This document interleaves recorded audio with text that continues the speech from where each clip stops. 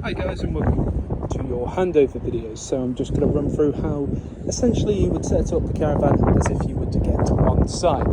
So starting off first, you've got your hitch head just here, black lever which you have to pull up to allow for you to actually hook on, handbrake just here, jockey wheel which is used to level the caravan, and then your 13 pin electrics just here, which can also conveniently sit in the spot there.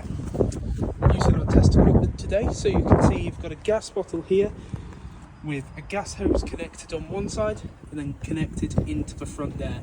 Now you can hand tighten that to an extent and then just finish it off using a spanner. Make sure both sides are firmly connected and switch the gas in the positive direction. 2 points either side, 2 points at the back. You have your point for your legs. Now for your legs, do not attempt to stabilize using your legs. Don't attempt to jack up or level the caravan using your legs. First level using your jockey wheel and then stabilize using your legs. The motor mover I shall run through with you on the day of collection.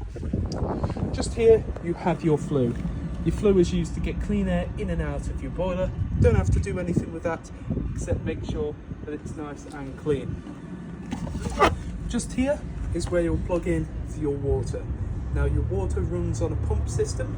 You'll plug into the pump here and make it sit in an aquarol full of clean drinking water. I'll show you the pump when I get inside the caravan, what it looks like and how it operates. Just next to it you have your battery locker. So as I said, using our test equipment, got that plugged in just there. You also have your ignition key and point to plug in for your motor mover just behind it, and then just here is where your battery would sit. Moving along the caravan, you can see the motor mover there again. Then you have these 2 points here. These are where your wastewater will come out of. You'll need some 28.5mm waste pipe to feed into a waste master. Those both come out your sink and your shower. However, for your toilet, it's revolving around these 2 points here. This top one, this being your flush component part. So get yourself a watering can just to make it that touch easier to fill into here. Can hold around 10 litres of water. You can also put in a little bit of pink chemical which works as a bleach without being corrosive. And you fill that into here, and that's where you'll fill in for the flush. Then just down below you have your point for your cassette toilet. So to remove it, press up on the orange handle and pull it out. You can also extend this out into a little bit of a suitcase as well for when you are getting to your point on site. Now, when you're there on site, got to your emptying point, twist this orange head to the side and then twist that cap off. What you want to do is tilt the box and at the same time continually press in on this button to vent. I do recommend as well that once you've done that one time, get some clean water, add it into this component here, swill it out, and again tilt and vent. Now, with this cap, you can fill up for your blue chemical. Blue chemical goes into here, slots back onto the head, put the head back to the central position. Then what we want to do, push that back, push the handle back so that it sits behind those white teeth, which I'll show you in a second. A little awkward to do with one hand. And there you can see the orange handle sitting behind the white teeth. Now, you don't want to travel with either of these two full, so I've shown you how to fully empty that. To fully empty this component, just over the top here, you have that little bung. Open up the bung, will drain any remaining water out of the caravan. That's everything for the exterior. Now I'll show you inside. Now, what I was referring to outside with the water pump is this here. So, you plug in using this part here.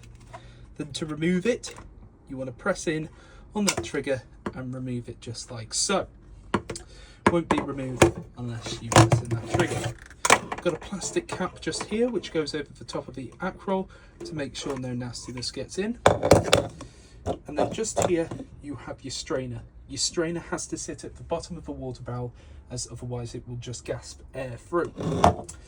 As you can see as well, they do have a little bit of a tendency to curl up, so make sure you straighten that out before you use it. Underneath the right hand side bed we have this here. Now this may look a little bit daunting, but it's fairly easy. Just here you have your boiler. Moving along, you have these blue pipes leading to this yellow valve.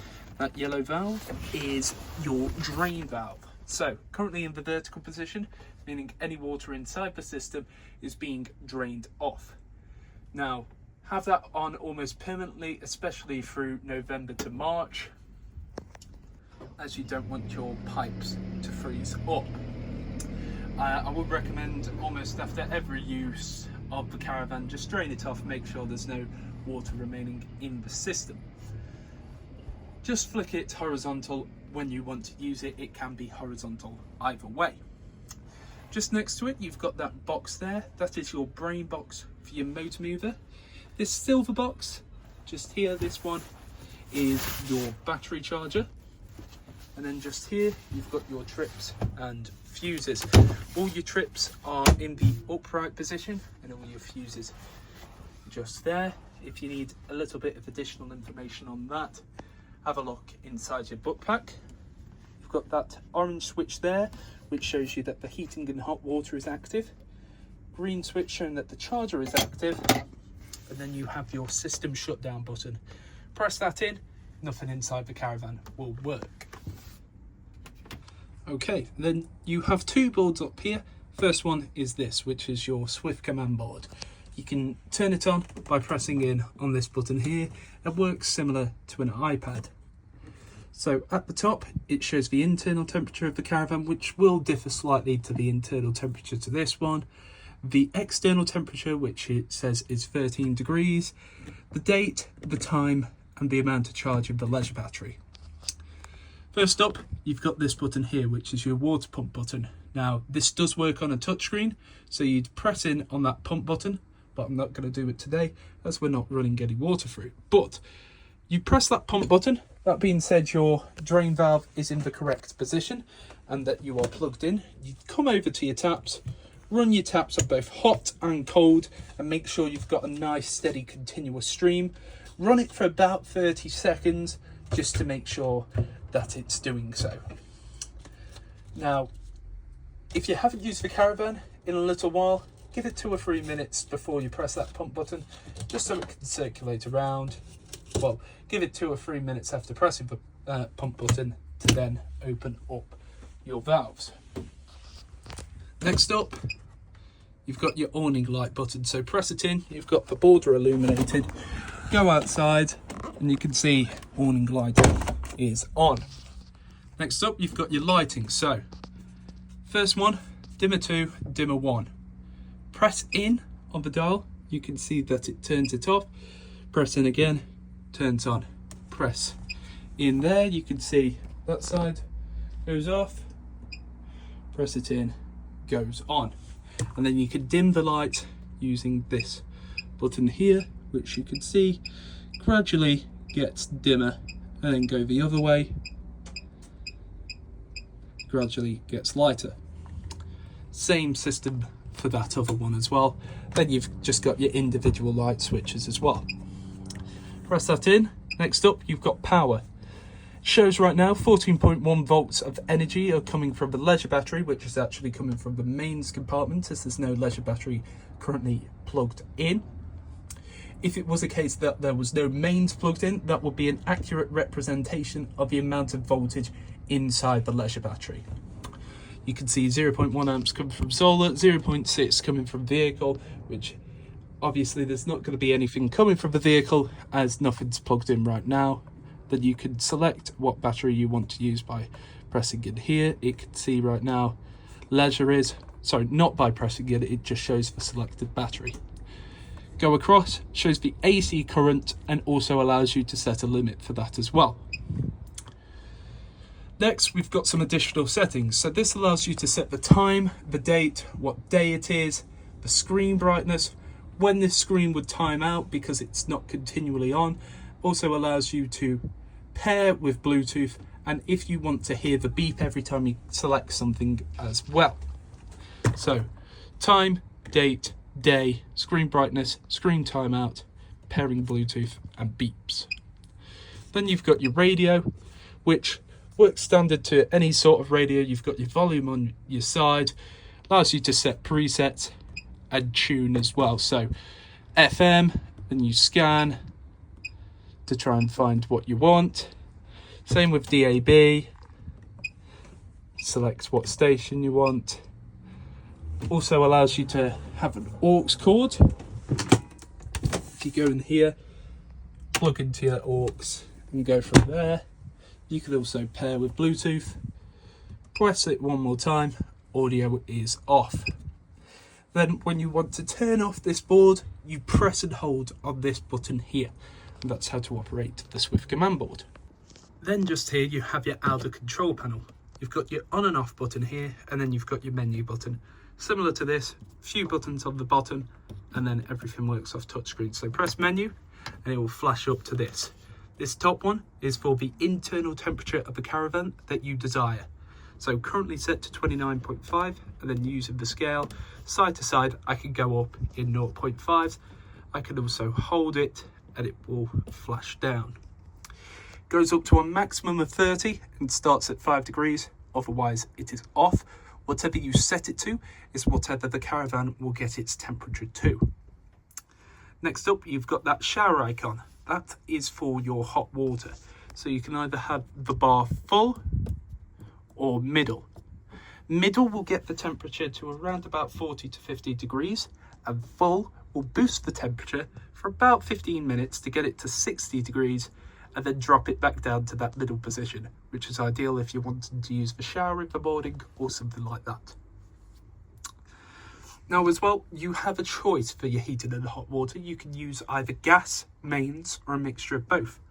I'm currently using a mixture of both. So if I were to go from nothing, I can have the choice of either 1, 2 or 3 kilowatts being used. Now do be aware that some sites do not have 3 kilowatt capacity. I can have strictly gas used to heat the hot water in the caravan, which is ideal if you're off-road or something like that. Or I can have a mixture of gas of 1, 2 or 3. Then additional settings, again just here, similar to your other one, languages and other little bits just like that. Then when you want to turn this board off, you press and hold on this button here and it will come up with off. Flash itself off and it doesn't work anymore.